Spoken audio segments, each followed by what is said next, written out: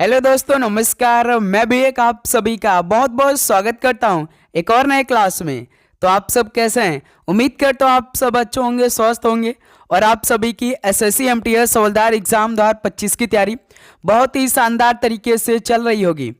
तो साथियों, जैसा कि इस टाइम एमटीएस हवलदार एग्जाम 2025 को टारगेट करते हुए 40 दिन 40 नए मॉक टेस्ट को डिस्कस करना है। तो आज का दिन यह दूसरा मॉक टेस्ट होने जा रहा है। कल ही से आप सभी का यह 40 दिन का 40 नए मॉक टेस्ट को शुरुआत किया गया है और इस टेस्ट में वही सवाल हो रहे हैं जो साथी 2025 के हर एक शिफ्ट में पूछे जाएंगे। परीक्षा हाल में जिस तरह से आप कंप्यूटर के सामने जीके का सवाल पढ़कर अपना राइट आंसर दे रहे होंगे ना, बिल्कुल सेम वैसा ही क्वेश्चन इस क्लास में आपको मिलेगा और इस पूरे 40 की 40 नए मॉक टेस्ट में मिलने वाले हैं।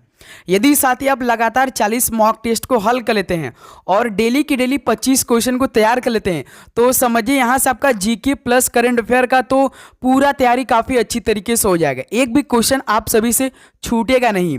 जैसे आप 2024 2023 में पेपर दिए होंगे तो लगभग आपका 25 में से मानते हैं कि किसी का 15 स्कोर हुआ होगा, किसी का 16 स्कोर हुआ होगा, तो किसी का तो भाई 10 ही स्कोर होता है। लेकिन साथ ही इस बार ऐसा नहीं होगा। इस बार आप कम से कम ये टेस्ट ले लेंगे डेली 40 दिन, तो याद रखिएगा 25 में से भाई 22 प्लस स्कोर करेंगे। इसमें साथ ही आप क्वेश्चन का लेवल देखिएगा और अपनी तैयारी देखिएगा। परीक्षा हाल जैसे अपनी देखी तैयारी भाई बिल्कुल सेम ऐसा ही क्वेश्चन आपको मिलने वाले हैं इस टेस्ट में। तो इसलिए तो भाई केवल 25 का 25 हमने रखा है। तो टारगेट हमारा इस बार 25 का 25 होने वाला है। यदि आप इस टेस्ट में 17 प्लस स्कोर करते हैं तो समझिए आप फाइनल सिलेक्शन तक बहुत ही अच्छी तरीके से पहुंचेंगे। जो कल का पहला टेस्ट हुआ था इससे अधिक यह लाख दर्जे ये बढ़िया टेस्ट होने वाला है। बेस्ट 25 क्वेश्चन होंगे इस क्लास में। तो चलिए भाई इस टेस्ट को हल करते हैं, देखते हैं आज के इस दूसरे टेस्ट में हम लोग कितना स्कोर करते हैं। यह टेस्ट आपको शाम को 6:30 पे इसी यूट्यूब चैनल पे मिलने वाली है। तो इसलिए नोटिफिकेशन को सबसे पहले आप ऑन कर लीजिए। जैसे ही क्लास आएगी, जैसे ही टेस्ट आएगा तो तुरंत आप सभी के पास नोटिफिकेशन पहुंचेगा शाम को 6:30 पर। ठीक है, तो चलिए भाई बिना टाइम वेस्ट करते हुए इस दूसरे मॉक टेस्ट को हल करते हैं, देखते हैं कितना स्कोर कर पाते हैं। लास्ट में अपना स्कोर सभी साथी करेंगे। चलिए भाई पहला प्रश्न का राइट आंसर दीजिए। राष्ट्रपति और उपराष्ट्रपति के निर्वाचन में विवाद के मामलों को किसको प्रस्तुत किया जाता है? बताइए। राष्ट्रपति और उपराष्ट्रपति के निर्वाचन में विवाद के मामलों को किसको प्रस्तुत किया जाता है? बताइए। मुख्य निर्वाचन आयुक्त को या संसद को या भारत का उच्चतम न्यायालय को या इनमें से कोई नहीं? बताइए साथी किसको प्रस्तुत किया जाता है? तो याद रखिएगा भारत के उच्चतम न्यायालय को। तो पहले का सी ऑप्शन बिल्कुल राइट आंसर हो जाएंगे। अगला सॉल्व कल करिएगा क्वेश्चन नंबर सेकंड को। संविधान में मंत्रिमंडल शब्द का एक बार प्रयोग हुआ है और यह किस अनुच्छेद में है? बताइए दोस्त, संविधान में मंत्रिमंडल शब्द का एक बार प्रयोग हुआ है और यह किस अनुच्छेद में है? बताइए। तो साथ ही याद रखिएगा अनुच्छेद 352 में है। ऑप्शन यहां से बिल्कुल राइट आंसर हो जाएंगे। चलिए अगला सॉल्व कॉल करिए। तो क्वेश्चन नंबर थर्ड को, शासक बनने के बाद 12 अध्यादेश यानी 12 ऑर्डिनेंसेस जारी करने वाला मुगल बादशाह कौन था? बताइए। शासक बनने के बाद 12 अध्यादेश जारी करने वाला मुगल बादशाह कौन था? जहांगीर था, औरंगजेब था, अकबर था या शाहजहां था? बताइए कौन था? तो याद रखिएगा जहांगीर था। ऑप्शन यहां से बिल्कुल राइट आंसर हो जाएंगे। अगला सॉल्व कॉल करिएगा क्वेश्चन नंबर 4 का राइट आंसर क्या होगा? ऐसे आधे घिरे हुए तटीय जल समूह का जिसका खुले समुद्र से निर्बाध जल प्रवाह हो क्या कहते हैं? बताइए। ऐसे आधे घिरे हुए तटीय जल समूह का जिसका खुले समुद्र से निर्बाध जल प्रवाह हो क्या कहते हैं? नदीमुख, छोटी खाड़ी, फ्योर्ड या रिया तट? क्या बोलेंगे, क्या कहते हैं? तो नदीमुख कहते हैं। ऑप्शन यहां से बिल्कुल राइट आंसर हो जाएंगे। चलिए अगला सॉल्व कॉल करिए क्वेश्चन नंबर 5। 97वां ऑस्कर अवार्ड 2025 में सर्वश्रेष्ठ निर्देशक कौन बने हैं? ये करंट अफेयर के सवाल है। ऐसे ही तो सवाल एमटीएस हवलदार के पेपर में करंट अफेयर के आते हैं। बताइए। Who has become the best director in the 97 Oscar award 2025? बताइए। 97वां ऑस्कर अवार्ड 2025 में सर्वश्रेष्ठ निर्देशक कौन बने हैं?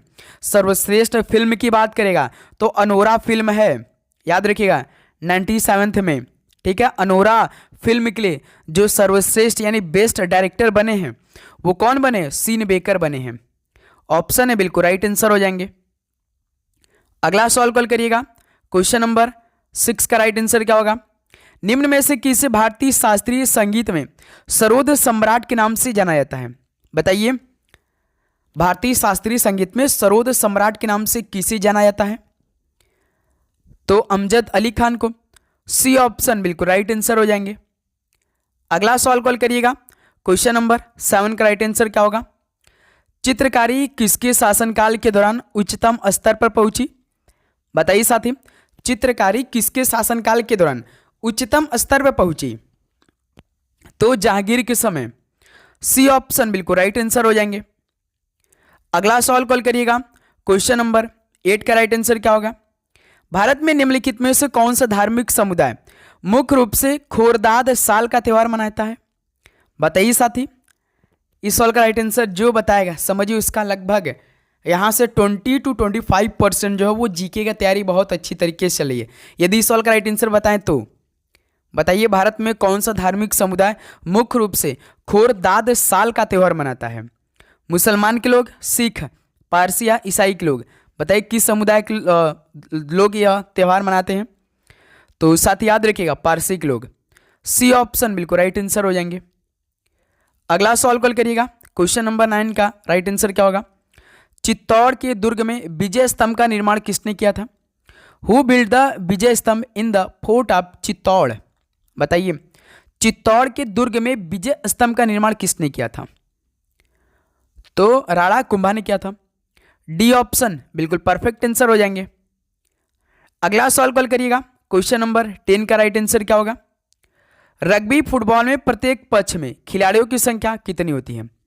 What is the number of player on each side in rugby football? बताइए, 15, 16, 12 या 11? क्या होगा राइट आंसर? बताइए। तो यह टेस्ट आपका चला है तो इसलिए सबसे पहले ट्राई करिए कि हम आंसर दें, उसके बाद में अपना आंसर देखिएगा भाई। तो याद रखिएगा रग्बी फुटबॉल में प्रत्येक पक्ष में खिलाड़ियों की संख्या 15 होती है। ऑप्शन है राइट आंसर हो जाएंगे। अगला सवाल कॉल करिएगा, क्वेश्चन नंबर 11। ग्रीष्मकालीन और शीतकालीन ओलंपिक आयोजनों के बीच कितने वर्ष का अंतर होता है? बताइए साथी, how many years are there between the summer and winter Olympic events? बताइए, ग्रीष्मकालीन और शीतकालीन ओलंपिक आयोजनों के बीच कितने वर्ष का अंतर होता है? तो याद रखिएगा 2 वर्ष का अंतर होता है। ऑप्शन है बिल्कुल परफेक्ट आंसर हो जाएंगे। ओके, चलिए अगला सवाल कॉल करिए, क्वेश्चन नंबर 12। महाराष्ट्र की महिलाओं द्वारा कौन सा नृत्य किया जाता है? Which dance is performed by the women of Maharashtra? Bihu नृत्य, ये तो असम से संबंधित है भाई। घूमर, ये राजस्थान से संबंधित है। और लावड़ी, भांगड़ा, ये तो भांगड़ा पंजाब में काफ़ी फेमस है। 3 स्टेट तो हमें मिल चुका है, असम, राजस्थान, पंजाब। लास्ट आपका बचा ऑप्शन सी जो कि लावड़ी, यही आपका महाराष्ट्र की महिलाओं द्वारा नृत्य किया जाता है, लावड़ी नृत्य। ऑप्शन सी बिल्कुल राइट आंसर हो जाएंगे। चलिए दोस्त अगला सवाल कॉल करिए, क्वेश्चन नंबर 13। मिल्पा और लदांग निम्नलिखित में से किसके अन्य नाम है? मिल्पा और लदांग किसके अन्य नाम है? झूम खेती के या मिश्रित कृषि के, ट्रक कृषि या बागान खेती के? बताइए, मिल्पा और लदांग किसके अन्य नाम है? तो याद रखिए झूम खेती के। ऑप्शन यहां से बिल्कुल परफेक्ट आंसर हो जाएंगे मेरे दोस्त। चलिए भाई अगला सवाल कॉल करिएगा, क्वेश्चन नंबर 14 राइट आंसर क्या होगा? निम्नलिखित में से किसकी अध्यक्षता असंख्य द्वारा की जाती है? बताइए साथी, किसकी अध्यक्षता असंख्य द्वारा की जाती है? यानी भाई जैसे कि किसके असंख्य यानी बिना किसी कोई वहाँ पे अध्यक्ष नहीं करता है, बिल्कुल कोई नंबर नहीं रहता है। बताइए, तो साथी याद रखिएगा राज्यसभा में। बी ऑप्शन बिल्कुल परफेक्ट आंसर हो जाएंगे। लास्ट अगला सवाल कॉल करिएगा, क्वेश्चन नंबर 15 का राइट आंसर क्या होगा? संविधान के किस अनुच्छेद द्वारा सिखों द्वारा कृपाण धारण करना धार्मिक स्वतंत्रता का अंग माना गया है? बताइए, संविधान के किस अनुच्छेद द्वारा सिखों द्वारा कृपाण धारण करना धार्मिक स्वतंत्रता का अंग माना गया है? किस अनुच्छेद में यह वर्णन है? तो साथ ही याद रखिए अनुच्छेद 25 में है। बी ऑप्शन बिल्कुल परफेक्ट आंसर हो जाएंगे। ओके, चलिए अगला सॉल्व कॉल करिएगा। क्वेश्चन नंबर 16, ब्रिटिश के साथ बेसिन की संधि निम्नलिखित पेशवाओं में से किसने की थी? बताइए साथी, ब्रिटिश के साथ बेसिन की संधि पेशवाओं में से किसने की थी? माधवराय ने, या बालाजी विश्वनाथ ने, बाजीराव फर्स्ट ने, या बाजीराव सेकंड ने? बताइए साथी, किसने की थी? तो बाजीराव सेकंड ने की थी। डी ऑप्शन इस सॉल्व का बिल्कुल परफेक्ट आंसर हो जाएंगे। चलिए अगला सॉल्व कॉल करिए। क्वेश्चन नंबर 17, भारत के किस गवर्नर जनरल के समय में सिंध का विलय 1843 अंग्रेजी राज में किया गया था? बताइए साथी, भारत के किस गवर्नर जनरल के समय में सिंध का विलय अंग्रेजी राज्य में किया गया था? तो लॉर्ड एलन बरो के समय में। ऑप्शन है बिल्कुल परफेक्ट आंसर हो जाएंगे। तो साथ ही इस बार आपके पेपर में पूरे 25 क्वेश्चन आएंगे, वो भी न्यू पैटर्न पे आएंगे, क्योंकि एसएससी का एडीक्यूटी पैटर्न आप सवाल आ रहे हैं। जिस लेवल का एग्जाम है उसी लेवल के क्वेश्चन पूछे आ रहे हैं, तैयार रहिएगा इसके लिए, ठीक है। चलिए भाई अगला सॉल्व कॉल करिए। क्वेश्चन नंबर 18 का राइट आंसर क्या होगा? बिल्कुल परफेक्ट आंसर दीजिए। भारत सरकार द्वारा किस वर्ष प्रधानमंत्री अन्नदाता आय संरक्षण अभियान पीएम आशा शुरू किया गया था? बताइए, भारत सरकार द्वारा किस वर्ष प्रधानमंत्री अन्नदाता आय संरक्षण अभियान यानी पीएम आशा शुरू किया गया था? किस वर्ष में स्टार्ट किया गया था? तो साथ ही याद रखिएगा 2018 में। ऑप्शन सी बिल्कुल परफेक्ट आंसर हो जाएंगे। चलिए अगला सॉल्व कॉल करिए। क्वेश्चन नंबर 19 का राइट आंसर क्या होगा? निम्नलिखित में से 98 बाघ परियोजना कौन सा है? ये मोस्ट इंपॉर्टेंट सवाल है, बताइए। तो 98 बाघ परियोजना कौन सी? जैसे राता पानी की बात करेंगे तो ये तो साथ ही 97 है, ये 57 नंबर की है, ठीक है, जो कि है एमपी में स्थित है, मध्य प्रदेश में। 58 का नंबर कौन है? माधव राष्ट्रीय उद्यान है, ये भी कहाँ भी आपका स्थित है। तो साथ ही याद रखिएगा माधव राष्ट्रीय उद्यान ये 98 नंबर के यही है, यानी इस सवाल का बी ऑप्शन परफेक्ट आंसर हो जाएगा। और साथ ही गुरु घासीदास की बात करेंगे तो ये 56 नंबर का है, 56 नंबर का, जो कि साथ ही छत्तीसगढ़ में स्थित है, ठीक है। और सिमलीपाल राष्ट्रीय उद्यान यह 107वां राष्ट्रीय उद्यान है, जो कि साथ ही उड़ीसा राज्य में स्थित है। ये सभी याद करिएगा, करंट अफेयर के सवाल है, ये 2025 के नए करंट अफेयर के सवाल है, ठीक है, ये अच्छे तरीके से याद रखिएगा आप लोग। चलिए अगला सॉल्व कॉल करिएगा दोस्त। क्वेश्चन नंबर 20 का राइट आंसर क्या होगा? बताइए। National rifle association of India की स्थापना कब हुई थी? When was the national rifle association of India established? बताइए। तो साथ ही याद रखिएगा 1951 में। ऑप्शन से बिल्कुल राइट आंसर हो जाएंगे। नेक्स्ट अगला सॉल्व कॉल करिए। क्वेश्चन नंबर 21, फुटबॉल के गोल पोस्टों के चौड़ाई की दूरी कितने गज होती है? ये भी मोस्ट इंपॉर्टेंट सवाल भाई, क्योंकि इसी लेवल के क्वेश्चन आएंगे एमटीएस के पेपर में, हर साल आते हैं भाई, दो सवाल। बताइए फुटबॉल के गोल पोस्टों की चौड़ाई की दूरी कितने गज होती है? तो साथ ही याद रखिए 75 गज की दूरी होती है। बी ऑप्शन बिल्कुल राइट आंसर हो जाएंगे। चलिए अगला सॉल्व कॉल करिएगा। क्वेश्चन नंबर 22 क्या बनेगा राइट आंसर? एक grain of sand in the hour glass of time, ये किस भारतीय राजनेता की आत्मकथा है? बताइए दोस्त, a grain of sand in the hour glass of time, ये किस भारतीय राजनेता की आत्मकथा है? तो साथ ही याद रखिए अर्जुन सिंह की है। सी ऑप्शन बिल्कुल राइट आंसर हो जाएंगे। चलिए क्वेश्चन नंबर 23 हल करिए। निम्नलिखित में से कौन भारत की एकमात्र प्रसिद्ध महिला शहनाई वादक है? बताइए भारत की एकमात्र प्रसिद्ध महिला शहनाई वादक कौन है? तो बागेश्वरी कमर है, ये याद रखिएगा साथी। भारत की एकमात्र प्रसिद्ध महिला शहनाई वादक, ये आपको मालूम होना चाहिए, बागेश्वरी कमर इनका नाम। ऑप्शन से बिल्कुल राइट आंसर हो जाएंगे, ठीक है। चलिए अगला सवाल कॉल करिएगा। क्वेश्चन नंबर 24 राइट आंसर क्या होगा? आम बजट 2025-26 पेश करते हुए वित्त मंत्री निर्मला सीतारमण ने सालाना कितने तक की आय को आयकर से मुक्त कर दिया? बताइए साथी, ये भी करंट अफेयर का सवाल है, ये भी इस टाइम के ट्रेंडिंग सवाल है करंट के।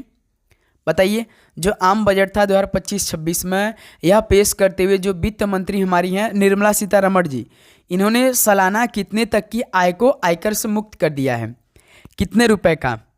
तो साथ ही याद रखिए 12.75 लाख रुपए का। ठीक है, तो इस सवाल का डी ऑप्शन जो बन रहा है आपका बिल्कुल राइट आंसर बन रहे हैं। ठीक है, चलिए अगला और लास्ट क्वेश्चन इस दूसरे मॉक टेस्ट का बताइएगा। दिल्ली में खिलजी वंश के किस स्मारक में लाल बलुआ पत्थर का उपयोग हुआ है? Which monument of the Khilji dynasty in Delhi uses red sandstone? Moti Masjid, Victoria memorial, चार मीनार या अलाई दरवाजा? बताइए दोस्त, किस स्मारक में लाल बलुआ पत्थर का उपयोग हुआ है दिल्ली में खिलजी वंश के? तो अलाई दरवाजा में, डी ऑप्शन बिल्कुल परफेक्ट आंसर हो जाएंगे। तो साथ ही दूसरे मॉक टेस्ट के ये बेस्ट 25 क्वेश्चन कंप्लीट हो चुका। तो बताइए आप सभी का कितना स्कोर रहा? 1 नंबर डायरेक्ट नेगेटिव मार्किंग के साथ, क्योंकि एक क्वेश्चन सही करेंगे तो आपको 3 नंबर मिलेगा। ठीक है, यदि एक गलत होगा तो डायरेक्ट आपका 1 नंबर माइनस मार्किंग होगा। तो बताइए साथी, आप सभी का इन 25 क्वेश्चन से कितना स्कोर रहा? तो उम्मीद करूँ दोस्त लगभग आपका 17 प्लस तो स्कोर हुआ ही होगा, या बाई चांस किसी का 10 प्लस भी हुआ होगा। बताइए ईमानदारी के साथ कितना स्कोर रहा इस क्लास आप सभी का स्कोर? तो साथ ही उम्मीद करूंगा ये क्लास आपको बहुत ही इंपॉर्टेंट लगेंगे। सारे क्वेश्चन तो आपको अच्छी तरीके से याद हुआ होगा इसी क्लास में, किसी प्रकार का दिक्कत या आपको नहीं आई होगी, क्योंकि साथ ही इंग्लिश और जीके से ही आपका सिलेक्शन होने वाला है। तो भाई यह आप डेली मॉक टेस्ट आप देंगे, लाइव देंगे और अपनी तैयारी को एनालिसिस करिएगा। कल इससे बेस्ट क्वेश्चन कराएंगे 25 क्वेश्चन, उससे तैयार करना है। ठीक है, तो चलिए इस क्लास को यहीं पर समाप्त करते हैं। मिलते हैं साथी कल सुबह 8 बजे एक नए क्लास के साथ।